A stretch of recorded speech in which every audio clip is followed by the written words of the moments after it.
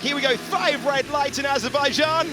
And Formula One is sprinting away in Baku with Charles Leclerc maintaining the lead into turn number 1. That looked like a good launch for Lando Norris. He couldn't do anything on that soft compound of tyre. That's George Russell to the inside and Max Verstappen. That is so close to contact, and somehow they kept it out of the wall. Leclerc, then Perez, and through goes George Russell, checking the mirrors because he's got Carlos Sainz and company as well. This is the battle for P3. The first 2 as they were. Russell won't give up on this one, neither will Verstappen, and Verstappen has shown the wall. What a move, George Russell! Second race in a row, he's got his elbows out with Max Verstappen. I think they had a little touch at turn 2 and it just put Max into a little oversteer. Verstappen immediately on the cusp of going alongside George Russell, and Max Verstappen wants that place back. That's the move that we're going to get into turn number 1. Won't be the only one. Verstappen past Russell. Wait for the start-finish line, wait for it, wait for it, wait for it. There it is, and he can make the move. Perfect from Verstappen. Lovely job, Max. Without contact as well. Nicely done. Yeah, I know how to do that.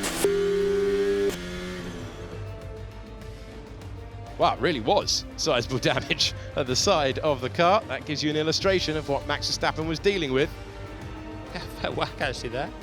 It looked like very small contact. It looked like really side small to contact initially. A hole in the engine cover. They'll have to inspect, and the debrief beginning. Russell checking in. Let's listen in. Mate, we all have no grip. You all need to leave a little bit of space. Yeah, well, what's your point? Yeah, but expect the next time the same, you know? Good job. Thanks, man. Hey Max, saw you surveying the damage on your car and obviously pretty frustrated. What are your kind of thoughts now? You've had a few moments to think about how it went down with George. Just a bit unfortunate, of course, with the first lap. I mean, my start wasn't amazing, but yeah, we're still in P3 going into turn 2. I thought I left enough space on the inside, otherwise, of course, the car is in the wall. And then suddenly I just get tapped just on the moment where you want to go on throttle. And then at the time, of course, I didn't know how much damage I had, but then I jumped out of the car and I saw the side pod had a hole in it, which is I think, quite a critical area of the car. So yeah, it's not ideal, but I think at the end of the day, yeah, we still managed to be in P3, which I think was fine. George, saw you having a chat to Max in Parc Fermé. What did he have to say? Don't really know if it was a chat. It was, yeah. I was quite surprised. I thought he was coming over to say good battle, to be honest.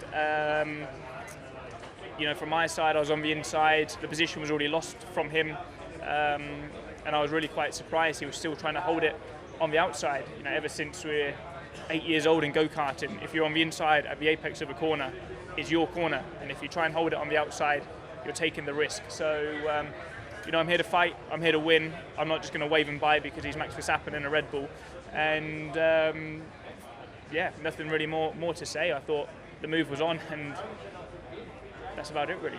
I couldn't really hear what you were saying to George. What did you say? Because he was saying that it was his corner because he had the apex.